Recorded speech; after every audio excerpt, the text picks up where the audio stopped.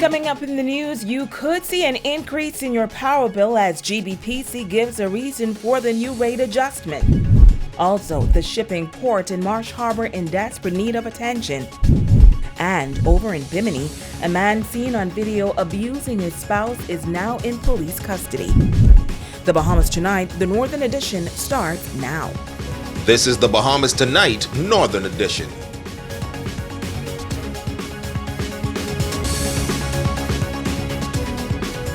Good evening, Bahamas. I'm Shashina Rule-Farquharson. As always, it is so great to have you with us.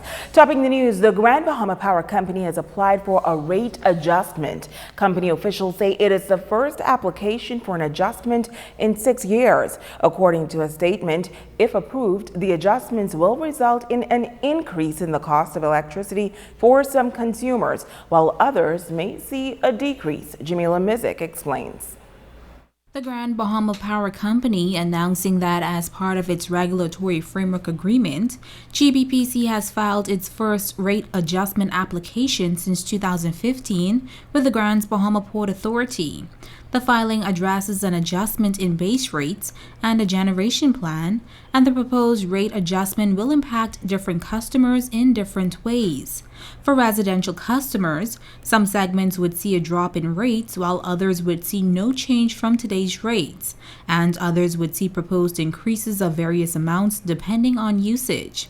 A 3.2% decrease in base rates is proposed for a segment of residential customers, those who consume up to 200 kilowatt-hour per month, which comprises about 18% of residential customers.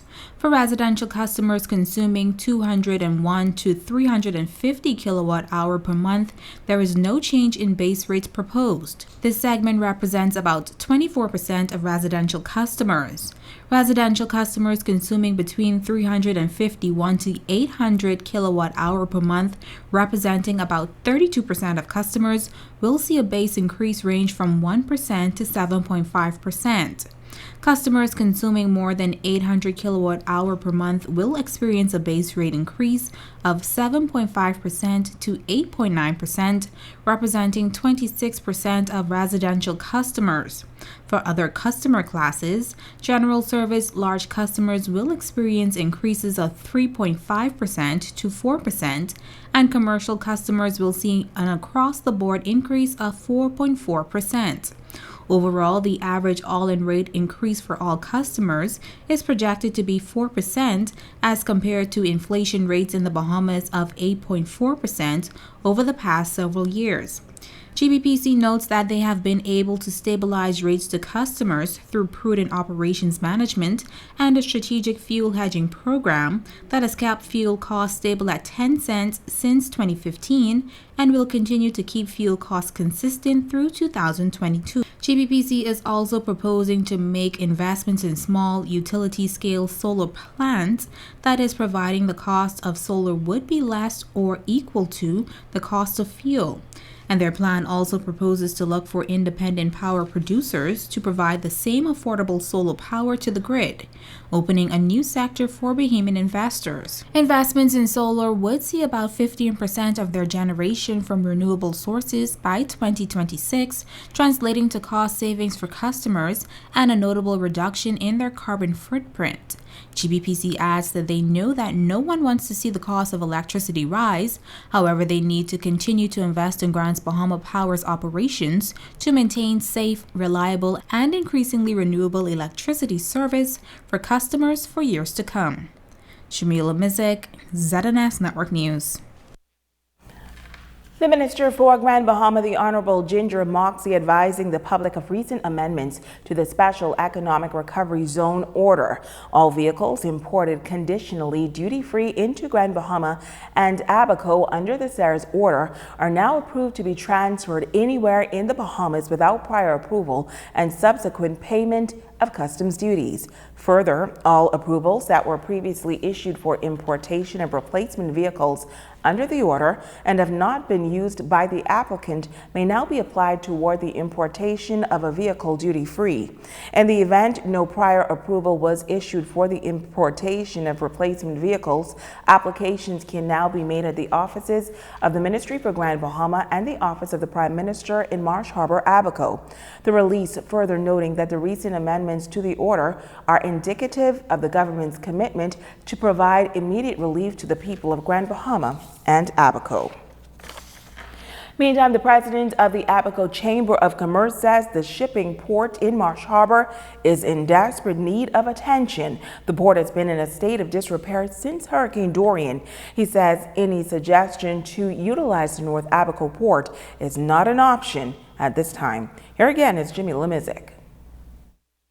President of the Abaco Chamber of Commerce, Ken Hutton, says there were a number of projects outlined in the Abaco Business Outlook Conference that they're hoping to get some engagement with the government on, one of them being the reconstruction of the port in Marsh Harbor, which is still in a state of complete disrepair.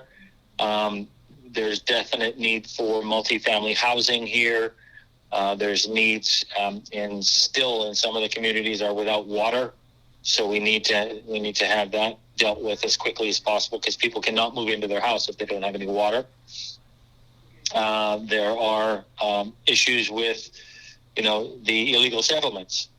So again, there's a lot of issues, and we're hoping the government will be able to engage with us sooner rather than later.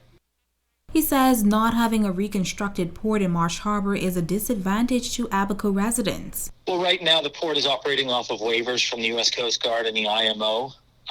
They have no jurisdiction to close it down, but what they can do is prevent ships that call into Abaco from going directly back into the U.S. So it would cause a delay with ships bringing cargo for Abaco would have to first stop in Nassau or Freeport and unload and then further transship onto Abaco, which would be a huge delay. An amazing amount of additional costs would be involved with that, and it would be very detrimental to the cost of living and the cost of reconstruction here. Hutton adds that many persons have been suggesting to use the port that has just been completed in North Abaco instead, but he admits that the chamber is not in favor of that option at this time.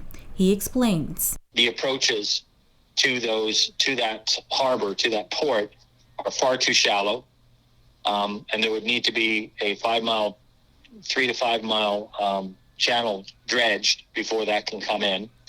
But primarily, what would happen is all the freight that comes into that port would then have to be trucked into Marsh Harbor, which would be an additional cost of between 8 and 10% on all cargo, let alone the fact that we would have to increase the size of our trucking fleet here in Abaco by about 6 times just to deal with the freight that has to come from Cooperstown all the way into Marsh Harbor. And thirdly is the wear and tear on the existing road would just destroy that road in a very short period of time. It is not in any shape to take the increase in traffic that would need to take place on that to continue to service Marsh Harbor. Jimmy Lemizik, ZNS Network News. In other news, the British High Commissioner outlining educational opportunities available in the UK for Bahamians. We caught up with Her Excellency Sarah Dixon while she was on Grand Bahama this weekend. Ramiko Knowles reports. The British High Commissioner to the Bahamas, Sarah Dixon, says that air travel connecting the UK to the Bahamas is expected to increase in the months ahead. The global travel shutdown in March of 2020 resulted in the loss of direct flights between the Bahamas and the UK. But in June of this year, British Airways returned to Nassau for the first time in over a year.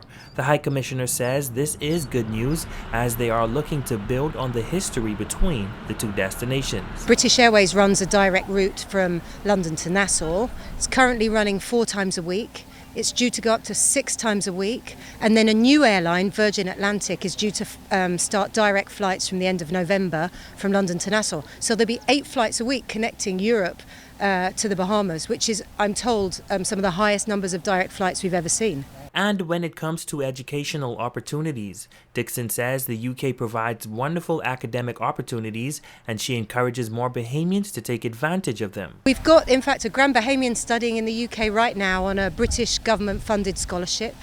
The scholarship is called Achieving Scholarship. They're open now for applications. We'd like more Grand Bahamians to apply. We think that this is, and Bahamians generally, to apply for this scholarship. Fully funded master's scholarship, including kind of living costs and the university fees and everything included in that scholarship. And you can find out about it on the British High Commission Facebook page called UK in the Bahamas. She adds that the scholarship opportunities are available in several areas of study. Lawyers, doctors, I think we've had somebody from the RBDF. So like any topic, the point is, are you good in your field? Do you want to do some postgraduate study? And are you going to come back to the Bahamas and then contribute that to society here? That gets you the scholarship. So we hope lots of young Bahamians will apply.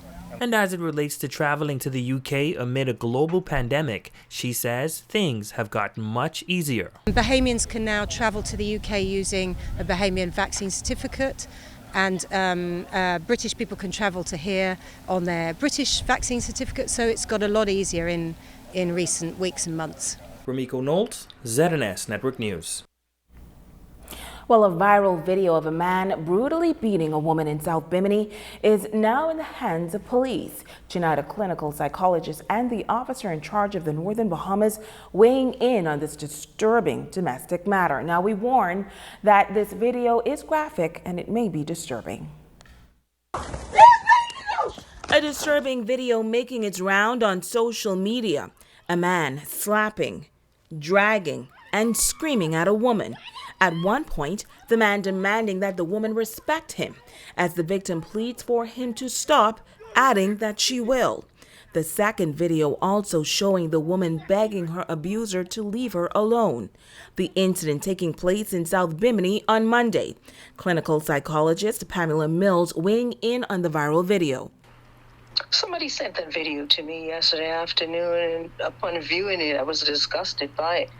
First and foremost, when it was made clear that it came out of Bimini, I was disappointed. That's home territory. And I would think with all the education through the years that people will be a little bit more understanding with those kinds of things. Domestic violence is never okay.